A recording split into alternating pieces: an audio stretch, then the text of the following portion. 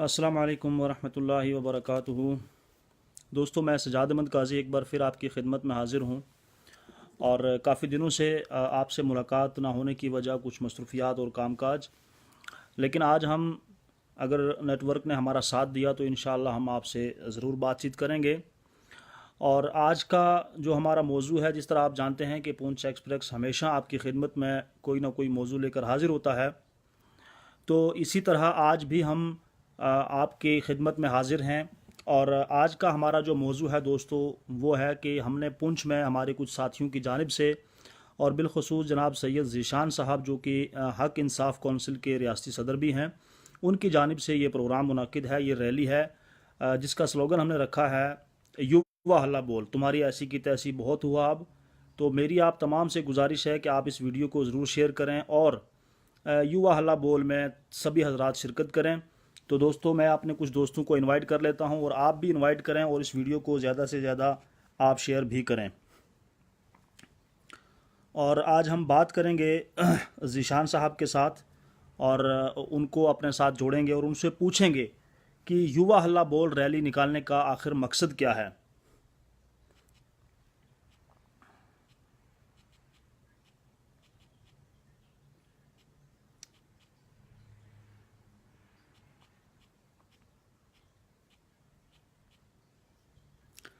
तो दोस्तों, मैं अपने कुछ साथियों को इनवाइट कर रहा था, आप भी कर लें और उसके बाद हम इंशाअल्लाह जूँ ही हमारे दरमियान सैयद ज़ीशान साहब हाज़िर होते हैं और हम उनको जोड़ेंगे और उनसे बहुत सारे हम तीखे सवालात भी आज पूछेंगे और आपको बताएंगे कि युवा हल्ला बोल जो रैली है, इसको निकालने का आखिर हमारा क्या मकसद है और हम इस रैली को क्यों निकालना चाहते हैं।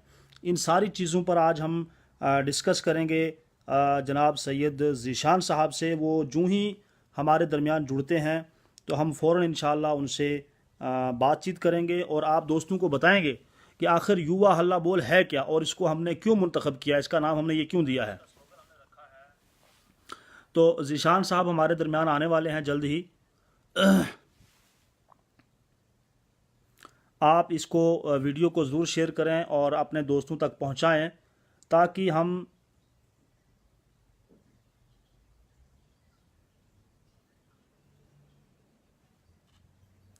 ताकि बाकी दोस्तों को भी इस चीज़ का पता चल सके कि 19 तारीख को जो प्रोग्राम है हक इंसाफ कौंसिल की तरफ से, जिसके रियासती सदर सैयद ज़ीशान साहब हैं, उनकी जानिब से ये प्रोग्राम रखा गया है और सभी से मेरी गुजारिश है कि वो इसमें शिरकत करें और इसका प्रोग्राम को कामयाब बनाएं। तो दोस्तों, जब तक हमारे दरमियान सैयद ज़ीशान साहब आते, हम कुछ और बातें भी करेंगे। जिस तरह आप जानते हैं कि रियासत में जो इस वक्त हालात बने हुए हैं वो सारी चीज़ें आपके सामने हैं। दानिश भाई आ चुके हैं, दानिश इस्माइल जी, बहुत बहुत शुक्रिया। आप इस वीडियो को शेयर करें और जितने भी साथी हैं उनको इनवाइट करें ताकि 19 तारीख को जो रैली रखी गई है युवा हल्ला बोल, उसमें हमें कामयाबी मिल सके और हम आवाम को बता सकें कि यूथ जो है, जो नौजवान हैं, वो अगर इकट्ठे हो जाएं तो हम कितना बदलाव ला सकते हैं। ये चीज़ हम जो है दिखाना चाहते हैं। तो बहरहाल मैं इंतज़ार कर रहा हूँ अपने भाई का, सैयद ज़ीशान साहब का, कि वो जल्द आ जाएं और हम अपनी बात को जो है बिना तमहील उसको जो है आगे शुरू करते हैं। और जल्द ही इंशाअल्लाह ज़ीशान भाई हमारे दरमियान आने वाले हैं। दानिश इस्माइल जी, बहुत बहुत शुक्रिया, आपने लिखा कि युवा हल्ला बोल का एजेंडा क्या है सर। दानिश भाई, हमारे दरमियान अभी बहुत ही जल्द हक इंसाफ कौंसिल के रियासती सदर जनाब सैयद ज़ीशान साहब आने वाले हैं और उनसे हम ये सारी बातें आप पूछेंगे और उनसे हम इन चीज़ों का जवाब लेंगे कि आखिर ये है क्या, जो ये युवा हल्ला बोल का जो स्लोगन, ये जो हमने नाम रखा है, ये क्या है। इन सारी चीज़ों पर डिस्कशन करने के लिए ज़ीशान भाई हमारे बीच आने वाले हैं, उनसे हम बात करेंगे। और मैं अपने तमाम नौजवान साथियों से ये कहूँगा कि इस तरह के प्रोग्राम आप लोग किया करें। ये ज़िम्मेदारी सिर्फ सैयद ज़ीशान की नहीं, हक इंसाफ कौंसिल की नहीं, मेरी नहीं, बल्कि जितने भी नौजवान युवा हैं, जितने भी यंग जनरेशन है, उनसे मेरी ये अपील है कि आप सब की ये ज़िम्मेदारी है, आप सबको इसमें हिस्सा लेना है ताकि आने वाले वक्त में हम अपनी आवाम की खिदमत कर सकें और आवाम को इसके बारे में बता सकें कि आखिर हमारे जो हुकूक इतने अरसा से जो पामाल हो रहे हैं और हमें जो अपने हुकूक से महरूम रखा गया है, उसकी आखिरकार वजह क्या रही, उसका ज़िम्मेदार कौन रहा। इन सारी चीज़ों पर आज हम बात करेंगे। लेकिन मैं कोशिश कर रहा हूं कि ज़ीशान साहब जल्द ही आ जाएं हमारे दरमियान, ताकि हम अपनी बात का आगाज़ भी कर सकें। तो ज़ीशान भाई से मैं गुजारिश करूंगा कि वो आ जाएं जल्दी, ताकि हम अपनी बात को शुरू करें।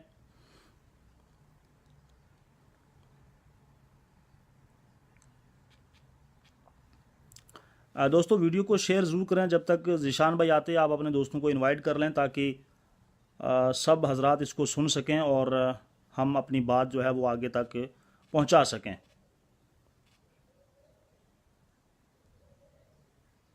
मुझे लगता है अभी तक ज़ीशान भाई को या तो नोटिफिकेशन नहीं गया या वो कहीं मसरूफ़ हैं, लेकिन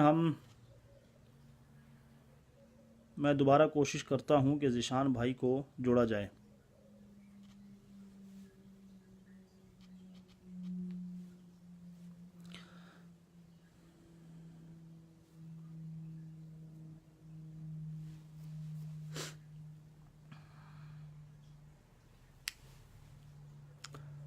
दानिश भाई, अगर आपके टच में हैं वो, तो आप उनसे गुजारिश करें ताकि वो आ जाएं और हम अपनी बात को जो है शुरू करें। फिर अबू हनीफ़ा पूंछी साहब हमारे साथ आ गए। अबू हनीफ़ा जी, हमने जो एक 19 तारीख को प्रोग्राम रखा है, युवा हल्ला बोल पूंछ में एक प्रोग्राम हमने मुनक़िद किया है इंशाअल्लाह 19 जनवरी को, जो सैयद ज़ीशान साहब हैं, जो हक इंसाफ कौंसिल के रियासती सदर हैं, उनकी सदारत में ये प्रोग्राम किया जाएगा। और सबसे बड़ी बात है कि इसमें हमने कोई भी चीफ गेस्ट नहीं बुलाया। जितने भी यंग नौजवान लड़के हैं, यूथ है, उनको बुलाया है। वो जम्मू से हो, पूंछ से हो, राजौरी के हों, और आपके दूर दराज इलाका डोडा, भद्रवाह, किश्तवाड़, जहाँ से भी हैं, जहाँ तक हमारे कांटेक्ट हुए हैं साथियों के साथ, हमने सबको इन्फॉर्म किया है। और आज पूंछ एक्सप्रेस पर ये लाइव चलाने का मकसद भी यही था कि हम अपने सभी दोस्तों को, जितने भी हमारे व्यूवर्स हैं पूंछ एक्सप्रेस के, उनको भी ये बता सकें कि हमने जो प्रोग्राम रखा है वो उसकी क्या हकीकत है। और इसके लिए आज हमने दावत दी थी सैयद ज़ीशान साहब को, लेकिन बदकिस्मती से वो अभी तक नहीं आ पाए हैं। पता नहीं कहीं वो बिज़ी हैं।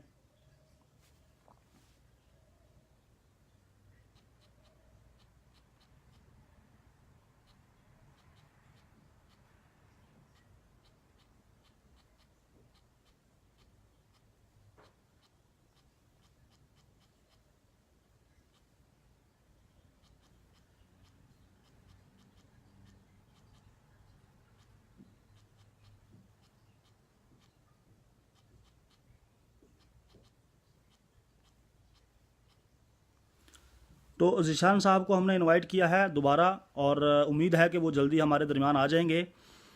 अबू हनीफ़ा पूंछी साहब लिख रहे हैं कि एनसी नेशनल कॉन्फ्रेंस जिंदाबाद। जी, सब हर इंसान जो है वो उसकी कोई ना कोई उसका मिशन होता है और एक उसका सर्कल, एक सिस्टम होता है। तो हर आदमी अपने आप को जिंदाबाद कहता है, लेकिन मेरा ये मानना है कि हमें इन तमाम पॉलिटिकल पार्टियों से बाहर निकलना पड़ेगा और एक नई सोच नौजवान नस्ल को देनी पड़ेगी, जिसमें हम कामयाब हो सकें। क्योंकि अबू हनीफ़ा पूंछी साहब, आप जानते हैं कि जिस तरह पिछले 70 सालों से इन लोगों ने हमसे सिर्फ नारे लगवाए। किसी ने कहा एनसी जिंदाबाद बोलो, किसी ने कहा कांग्रेस जिंदाबाद बोलो, किसी ने कहा पीडीपी जिंदाबाद बोलो।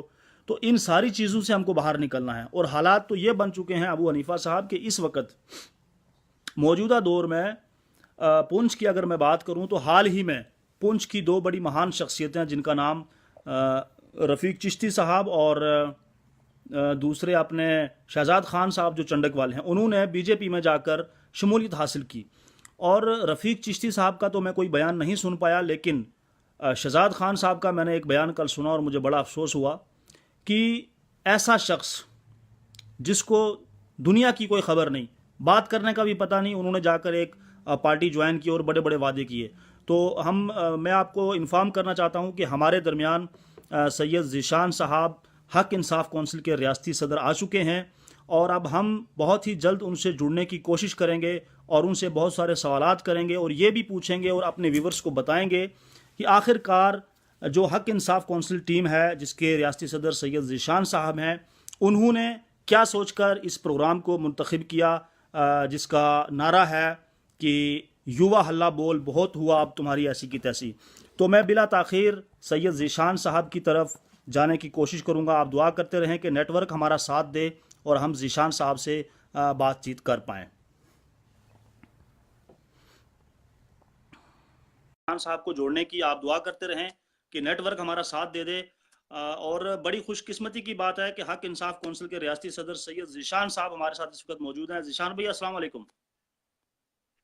वालेकुम सलाम सजाद भाई। जी आप कैसे हैं ज़ीशान भाई, खैरियत है? जी अल्लाह का करम भाईजान। ज़ीशान भाई बहुत बहुत शुक्रिया आप हमारे साथ जुड़े। और मैं पूंछ एक्सप्रेस के जितने भी व्यूवर्स हैं उनको बताता चलूँ कि ये एक किसी तारुफ के मोहताज नहीं है, जिनका नाम सैयद ज़ीशान साहब है और हक इंसाफ कौंसिल के ये रियासती सदर हैं। तो बिला किसी तमहीद में जाते हुए, ताखिर करते हुए, आज हम इनसे कुछ सवालात करेंगे कि इन्होंने 19 जनवरी को जो एक प्रोग्राम रखा है, जिसका नारा है, जिसका नाम है, जिसका स्लोगन है, युवा हल्ला बोल बहुत हुआ तुम्हारी ऐसी की तैसी। ज़ीशान भाई हम सबसे पहले आपसे जानना चाहेंगे कि आपने इस ये जो इकदामात उठाए हैं, इसके पीछे क्या वजूहात रही, क्या सोचकर आपने ये युवा हल्ला बोल का जो कदम उठाया है? और इसका बहुत से लोग अभी सवाल कर रहे थे कि इसका मकसद क्या है, तो आप थोड़ी तफसील हमें बताएं जनाब।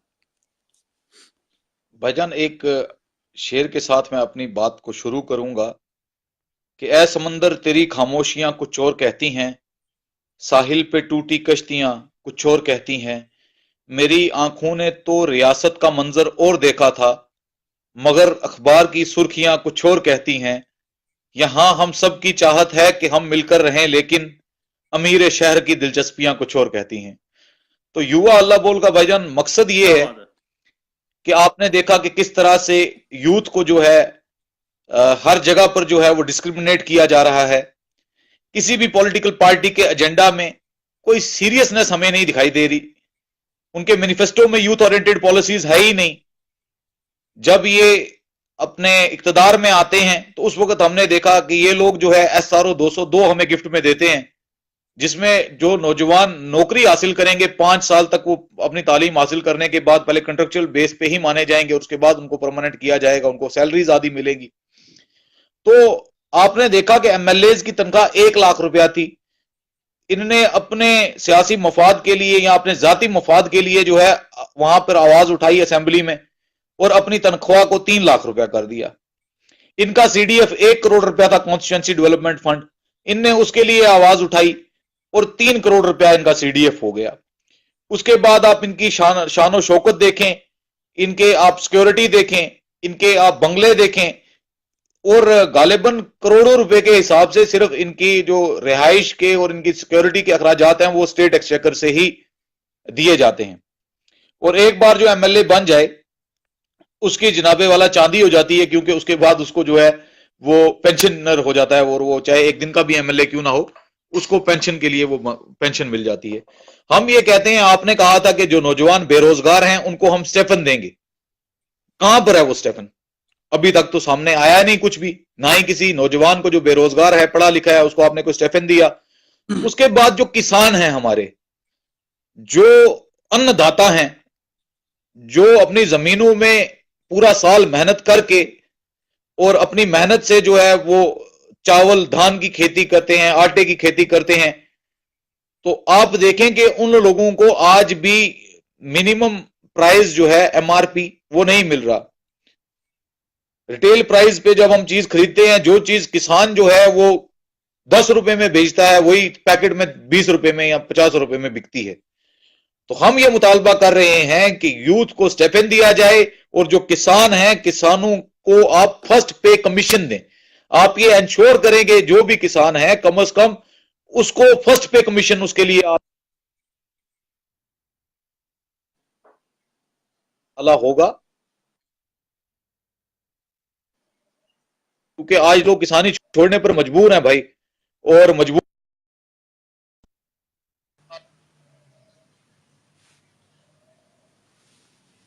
अला होगा।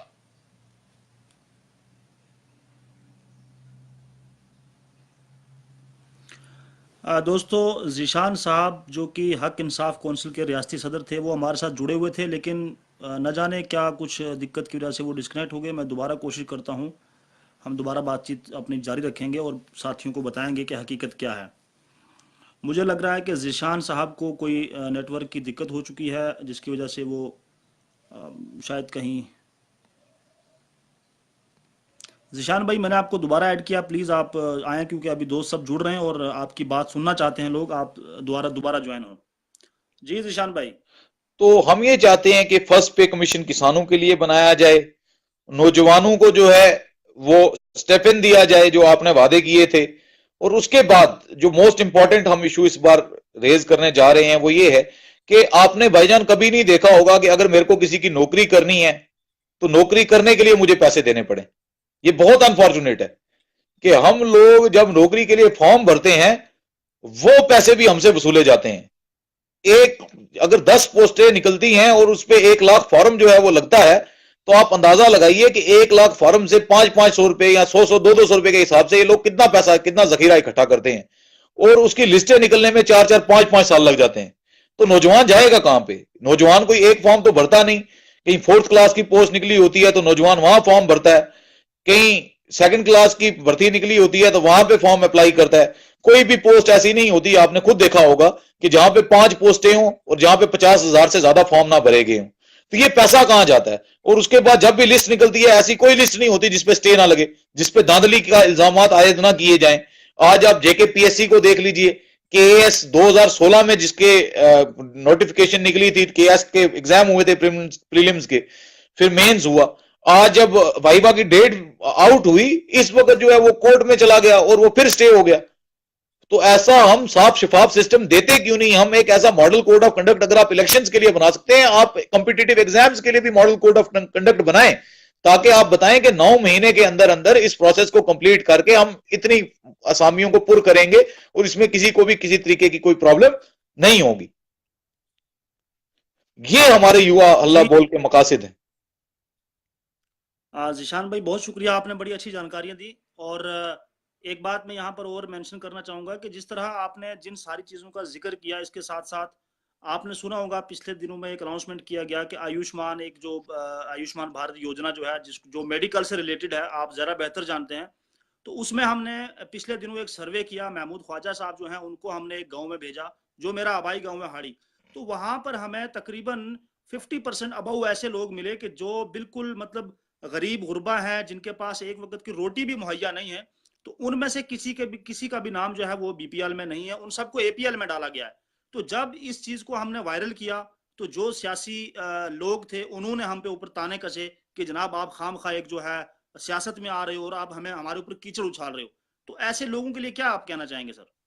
मैं तो उनके लिए यही कहूंगा कि कोशिश में कमी है या नीयत में खराबी, इस रियासत के हालात सुधर क्यों नहीं जाते? फर्ज अपना अदा करना नहीं जानते हजरत, क्यों चिपके हो कुर्सी से, उधर क्यों नहीं जाते? क्या बात है, बहुत खूब। अच्छा जिशान भाई, एक बात मैं आपसे पूछना चाहूंगा यहाँ पर कि ये जो 19 तारीख को आपने जो ये रखा है युवा हल्ला बोल, इसके बारे में एक बार और आप तफसीली नौजवानों को बता दें। बहुत से लोग सवाल कर रहे हैं कि जनाब ये युवा हल्ला बोल है क्या, मतलब थोड़ा आपने बताया, जी लेकिन एक दोबारा थोड़ा सा इसको आप करें क्योंकि कुछ सवालात आ रहे हैं कि भाई थोड़ा इसको जो है तफसील से बताएं। जी, तफसील और से इसके लिए आप क्या कर तफसील से बताने का मकसद ये है जनाब, तफसील से ये बताया जा सकता है कि हक इंसाफ काउंसिल जो नौजवानों की आवाज है रियासत जम्मू कश्मीर में 5 साल अपने मुकम्मल कर रही है। 19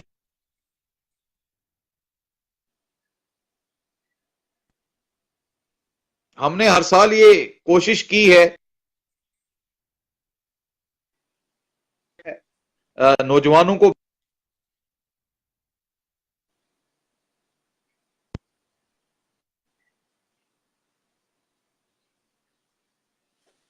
इसका मकसद भी जो है वो नौजवानों को बेदार करना ही है।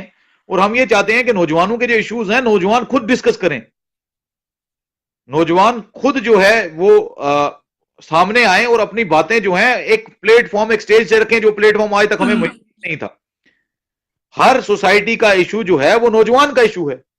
अगर पानी नहीं है तो नौजवानों को पानी ढोने के लिए जाना पड़ता है, अगर बिजली नहीं है तो उसका खामियाजा नौजवानों की पढ़ाई पर पड़ता है, अगर रोड नहीं है तो उसका खामियाजा नौजवानों को भुगतना पड़ता है। हम 21वीं सदी में रह रहे हैं जनाब, और हमें चाहिए कि 21वीं सदी के साथ हमें चलना है अगर, तो हमें हल्ला बोल करना पड़ेगा और इन लीडरों से सवालात करने पड़ेंगे। सबसे बड़ा जो मकसद है इस प्रोग्राम का वो ये है कि नौजवान अब सवाल करें, अब जात बरादरी को ना देखें। ये लोग 6 साल हमारे कोई रिश्तेदारी इनके साथ नहीं होती, जैसे इलेक्शन नजदीक आता है तो ये किसी का मामा बन जाते हैं, किसी का चाचा बन जाते हैं, किसी का फूफा बन जाते हैं, किसी का ताया बन जाते हैं। ये अनफॉर्चुनेट है। आपने देखा होगा जैसे ही इलेक्शन नजदीक आते हैं तो हमें फोन आता है, बच्चा वो असाना मामा है उसना ख्याल रखियो, उसने बारे बीच नहीं बोलना, असाना और ये बरादरी ना लीडर है। ये बरादरी के लीडर जिसको इक्तदार में होते हैं तो इनको अपने बेटे दिखाई देते हैं और ये अपने बेटों को ही प्रोजेक्ट करते हैं, लेकिन जब ये इक्तदार से नीचे होते हैं तो इनके रिश्तेदार हम भी बन जाते हैं कहीं ना कहीं। इन सब चीजों से हमें जो है अवेयर होना है, और मुझे लगता है कि 19 जनवरी को जितने भी दोस्त हमें देख रहे हैं वो ज्यादा से ज्यादा तादाद में जो है वो युवा हल्ला बोल में डाक बंगलो पुंछ में तशरीफ फरमा होंगे, ताकि एक क्लियर कट मैसेज जो है हम पूरी सियासी पार्टियों को दे दें, इंतजामिया को दे दें कि एनफ इज एनफ, बहुत हो चुका, अब हम लोग बर्दाश्त नहीं करेंगे। अब हम लोग चाहते हैं कि हर कॉन्स्टिट्यूएंसी का एक अपना मैनिफेस्टो हो, हर पॉलिटिकल पार्टी का एक अपना मैनिफेस्टो हो, हर इलाके में भाईजान अपनी अपनी प्रॉब्लम्स हैं। मंडी में अगर कहीं पे पानी की प्रॉब्लम नहीं है तो हिल काका में है, तो पुंछ जो एनसी का पूरी रियासत का मैंडेट ये अपना मैनिफेस्टो है या किसी और पॉलिटिकल पार्टी का है, वो आपके हाड़ी बुड्ढा में या हाड़ी में जो है वो नहीं चलेगा। वहां पर वो मैनिफेस्टो होना चाहिए, वो एजेंडा होना चाहिए जो वहां के लोगों की मुश्किलात को हल कर सके। ऐसा एजेंडा ना हो कश्मीर का क्या बनेगा, उसमें बहुत सी ताकतें इन्वॉल्व हैं जो उस बात पर सोच रही हैं, गौर खोज कर रही हैं, हमें उनका सोचने का जरूरत नहीं है। हमें यह सोचना है कि क्या बिजली पानी सड़क से भी अगर हम मैं इसका जिम्मेवार कौन, हमें सवाल करने होंगे, तभी हमें जवाब मिलेंगे। जी भाई। जिशान भाई, एक चीज और यहाँ पर सामने निकल कर आ रही है कि जिस तरह 19 तारीख को जो हमने प्रोग्राम रखा है युवा हल, और कुछ सूत्रों के हवाले से हमें ये सुनने को मिला कि कुछ जो सियासी हथगंडे हैं वो इसको कहीं ना कहीं नाकाम करने की कोशिश कर रहे हैं। क्या आपको ये महसूस हो रहा है कि इस युवा हल्ला बोल रैली से जो सियासी हथगंडे हैं उनकी कमर टूटने वाली है, इस तरह वो इस तरह की हरकतें कर रहे हैं? हजरत, ये सब डिसाइड करेगा यूथ की पार्टिसिपेशन। हम तो यूथ से गुजारिश ही कर सकते हैं, हम एक एफर्ट कर सकते हैं, लेकिन नौजवानों को जब तक अपनी अकल नहीं आएगी तब तक, अगर बच्चा रोए ना तो मां दूध नहीं देती, तो मां को पता भी नहीं होता कि बच्चा भूखा है। तो मां की ममता जो है, अगर वो भी बच्चे के रोने तक जो है बच्चे तक दूध नहीं पहुंचता, तो ये सरकारें जो अंधी गूंगी बहरी सरकारें हैं जो पिछले 70 साल से हम पर राज कर रही हैं, तो इनने हमें क्या देना है अगर हम अपनी आवाज को खुद नहीं उठाएंगे। बिल्कुल बिल्कुल। अच्छा जिशान भाई, एक चीज और मैं आपसे यहाँ पूछना चाहूंगा कि आपने देखा हाल ही में जो हमारे लोकल बॉडीज के जो इलेक्शन हुए, चाहे वो पंचायती इलेक्शन हो या म्युनिसिपल इलेक्शन हो, उसमें आपने सुना होगा बहुत से लोगों ने एहतजाज किए और बहुत सी जगह जो है इस तरह की धांधली हुई। कोई कहता है जी मेरे इतने वोट जो है वो चुरा लिए, कोई इतने वोट चुरा लिए, और बिल आखिर उसमें भी जो सियासी लोग थे वो इन्वॉल्व हुए, उन्होंने कहा जी ये हमारी पार्टी का वोट है। तो मतलब कहीं ना कहीं ये नेता लोग हर तरफ से आवाम को गुमराह करने की पूरी पूरी कोशिश कर रहे हैं। क्या कहेंगे आप? भाईजान, मसला ये है, आपने कहा कि ये आखिर में जो है ये लोग सामने आए, ये शुरू से लोग जो थे ये लोगों को एक्सप्लॉइट कर रहे थे। ऐसा नहीं है, जब भी कोई बिगुल इलेक्शन का बजने वाला होता है तो इनकी गाड़ियां जो है वो पीर पंजाल की तरफ मुड़ जाती हैं, नहीं तो ये जम्मू या श्रीनगर में ऐश कर रहे होते हैं। लेकिन जब इनको लगता है कि अब कुर्सी खतरे में है तो ये फिर दौड़ना शुरू कर देते हैं चीज में लोगों को बेवकूफ बनाने के लिए। और जहां तक धांधलियों का सवाल है, इतने बड़े जमहूरी निजाम में धांधलियों की गुंजाइश होनी नहीं चाहिए। अनफॉर्चुनेट है कि गुंजाइश है, लेकिन मुझे लगता है कि इसके लिए कहीं ना कहीं नौजवान जो है वो भी कसूरवार है, क्योंकि जब हम खुद पोलिंग स्टेशन पे रह के एक एक वोट को जो कास्ट करवाएंगे तो मुझे नहीं लगता कि ये लोग जो है ये अपने एजेंडा में या अपने प्रोपेगेंडा में कामयाब हो सकेंगे। हम लोगों को आगे आना पड़ेगा, हर मर्ज की दवा जो है वो हम लोगों को अपने हाथ में लेनी पड़ेगी, तब हमारा इलाज होगा। अदरवाइज अगर आप कहेंगे कि ये लीडर हमारी सूरत हाल को ठीक करेंगे, तो मुझे तो अभी तक ऐसा कोई लीडर दिखाई नहीं देता कि जिसने आज तक कुछ किया हो या प्रैक्टिकली ग्राउंड पे कुछ ऐसा इंप्लीमेंट। जब वो अपनी मखसूस बरादरी के लिए लीडर बन जाता है, वो अपने मखसूस बरादरी को छोड़ देता है और मखसूस कुंबे के लिए लीडर बन जाता है जब वो पावर में आता है। ये अनफॉर्चुनेट है। बिल्कुल जिशान भाई, आपने दुरुस्त फरमाया। मैं एक चीज और यहाँ आपसे पूछना चाहूंगा कि हाल ही में जो सुरनकोट जो कॉन्स्टिट्यूंसी है तहसील सुरनकोट, वहां पर एक मामला निकलकर सामने आया था। हालांकि ये सवाल इस लाइव के रिलेटेड नहीं है, लेकिन मेरे जहन में आ गया तो मैंने कहा आपसे डिस्कस कर लूं। वहां पर कुछ बच्चों का ना स्कॉलरशिप का मसला आया था, तो जिन लोगों ने वो एक जो कोई सर्टिफिकेट होती है, पहाड़ी बच्चे थे या कुछ था, तो उन्होंने जनाब वो उनको जो है टाला बुरी तरह से और सर्टिफिकेट नहीं दी, और बहुत से बच्चों को उसमें लॉस हुआ।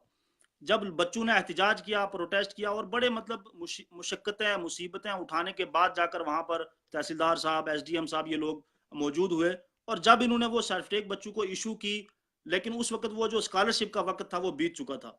तो मतलब ये इस तरह के हादसे जो बार बार बच्चों के साथ हो रहे हैं, नौजवानों के साथ हो रहे हैं, तो आप क्या कहेंगे नौजवानों को कि उनको पूरी तरह युवा हल्ला का साथ देना चाहिए इन सारी चीजों को खत्म करने के लिए? युवा हल्ला बोल मैं आपको बताऊं कि जो पीएचई के डेली वेजर्स हैं उनसे लेके और जो जो लोग इस वक्त मुसीबत में हैं उन सब के लिए युवा हल्ला बोल है।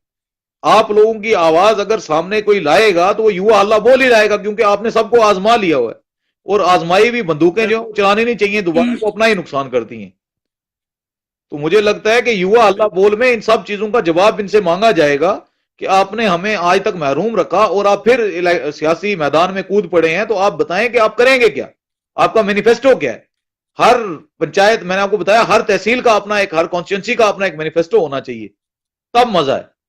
तब लोग इनसे मैनिफेस्टो पे बात करेंगे, तब जाके इनकी डेवलपमेंट होगी। ये कहेंगे ये मेरे गुज्जर है तो ये मेरा पहाड़ी है, फिर इनका कोई पुरसाने हाल होने वाला नहीं है। और जो जिस चक्की में जुल्म की पिस रहे हैं इसी तरह पिसते रहेंगे। जिशान भाई, एक आखिरी सवाल मैं आपसे लूंगा, और हालांकि वो सवाल मुझे बहुत पहले पूछना चाहिए था, लेकिन आपके आने में थोड़ी देरी हो गई तो मेरे जहन से निकल गया। आप एक स्टूडेंट हैं, एक कोर्ट में आप एडवोकेट की नज़र से भी देखे जाते हैं। आपके जहन में ये सोच कहाँ से आई कि हमें इस तरह का कोई कदम उठाना चाहिए? आपने किन चीज़ों का सामना किया कि जहाँ से आपको ये सोच आई कि हमें कोई ऐसा कदम उठाना चाहिए कि जिससे सारे नौजवान बेदार हों?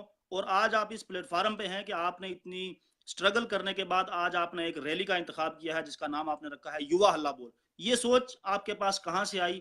क्या चीजें आपने ऐसी देखी रियासत में?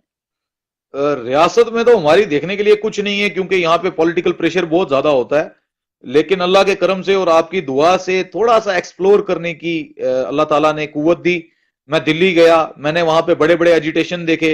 इंडिया अगेंस्ट करप्शन जो अन्ना हजारे का था, उसमें हम लोग यहां से जाते रहे और हमने वहां जाके देखा यार कि अगर दिल्ली में आगे इतना बड़ा इनकलाब हो सकता है तो ये इनकलाब जम्मू कश्मीर में क्यों नहीं हो सकता। और जो मुश्किलात हमें हैं वो हम खुद जब तक डिस्कस नहीं करेंगे तो कोई भी उनको डिस्कस करने के लिए तैयार नहीं होगा। आपको याद होगा, अब आपने बात की है तो Asifa rape and murder case में किस तरह से जो है वो छुपाया जा रहा था सारा मामला। मुझे आज भी याद है कि 17 जनवरी को जो है 11 जनवरी को उसके माँ बाप जो थे आसिफा के, वो गए थे पुलिस स्टेशन में। और 17 जनवरी को, जनवरी तक हमें कुछ पता नहीं था कि क्या होने वाला है। 20 जनवरी को जनाबे वाला, जिस वक्त हम लोग, मैं और तालिब भाई वहां पे गए कठुआ में, वहां पे जाके हमने जो है इसी तरह मीडिया से मुखातिब हुए, तब इनके कानों पे जूं रहेंगी। और उसके बाद जो था वो स्पीड अप हुई इंक्वायरी। और करते करते करते जब हमने खुद रोना शुरू किया तो सारी हिंदुस्तान ही नहीं बल्कि सारी दुनिया हमारे साथ रोने लगी और उस बच्ची के लिए इंसाफ मांगने लगी। आज आपने देखा उसके मुजरिम जो हैं, जो आज सलाखों के पीछे हैं, अंडर ट्रायल हैं और डे टू डे ट्रायल चल रहा है। तो ये सब कैसे हुआ? अगर हम बोलते नहीं उस वक्त तो किसको ख्वाब आती कि यहां पर कोई ऐसा मामला सामने आया है। तो जब बोला, जब इस पे प्रैक्टिकली हम लोग वहां पे गए और इवन हमें बहुत ज्यादा जो है ताने कसे गए, हमें डराने की कोशिश की गई, आपको फंसा दिया जाएगा, और उल्टी बंदूकें जो थी तालिब की तरफ घुमा ली गई। लेकिन इज्जत जिल्लत परवरदिगार के हाथ में है और ये साबित भी हुआ कि वो तो इज्जो मंतशा वो तो जिल्लो मंतशा। और जिसको अल्लाह ताला ने सुरखरू करना था उसको सुरखरू किया, और जिसको अल्लाह ताला ने जलील करना था जलील भी किया। जिशान भाई, बहुत बहुत शुक्रिया। आखिरी एक बात करके हम इजाजत चाहेंगे आपसे भी और अपने साथियों से। देखिए, जो आपने आसिफा की बात की, मुझे भी कुछ बातें जहन में आ गई। जिस तरह आसिफा का केस जम्मू कश्मीर से पठानकोट में ट्रांसफर किया गया, इसकी सबसे बड़ी वजूहात क्या रही? क्या इसमें आप हमारे जो सियासी लोग हैं उनकी कमजोरियां समझते हैं? देखिए, कोर्ट तो पूरे जम्मू कश्मीर में है, हाई कोर्ट है, सब कुछ है, तो ये रियासत से बाहर केस जाने का सबसे बड़ी वजूहात क्या रही? आप क्या समझते हैं? वजूहात ये रही कि आप देखें कि जो लोग आसिफा के कातिलों को बचाने की कोशिशों में लगे थे वो लोग इक्तदार में थे। और जब इक्तदार किसी के पास होता है तो इक्तदार का मिसयूज किया जाता है। और कोर्ट को ये मुनासिब समझ में आया, ये मुनासिब लगा कि इस ट्रायल को जो है वो फ्री एंड फेयर तभी होगा जब ये किसी और रियासत में हो। पंजाब रियासत को मुंतखब किया गया और पठानकोट डिस्ट्रिक्ट कोर्ट को जो है वहां पर इसकी कार्रवाई शुरू की गई। तो ये तो ठीक हुआ, क्योंकि अगर यहां पर कहीं पर केस होता तो कहीं ना कहीं जो आप समझे कि आज भी हमारी जो जुडिशियरी है वो अंडर क्वेश्चन है, क्योंकि यहां पे कोलिजियम सिस्टम है। आज हम नेशनल जुडिशियल अपॉइंटमेंट कमीशन की बात कर रहे हैं।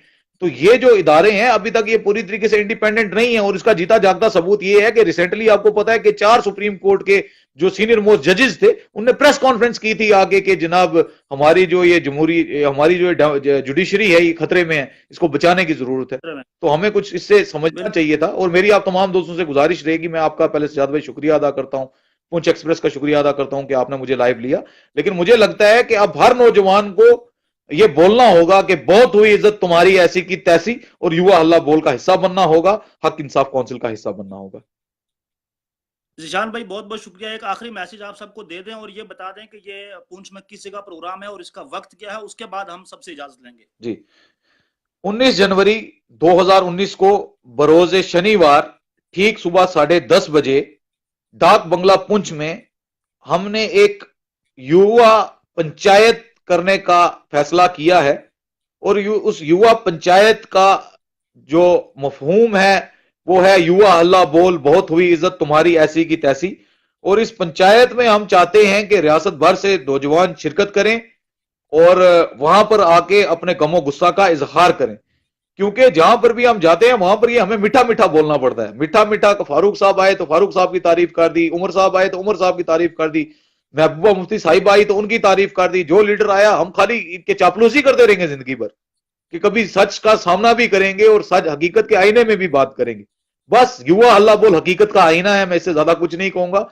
और जो लोग दर्द दिल रखते हैं, जिन लोगों को लगता है कि हम पर जुल्म हो रहा है, हमारे पास पैसे नहीं है दोस्तों कि हम आपको गाड़ियां जो है वहां यहां से भेजेंगे और आप आएंगे।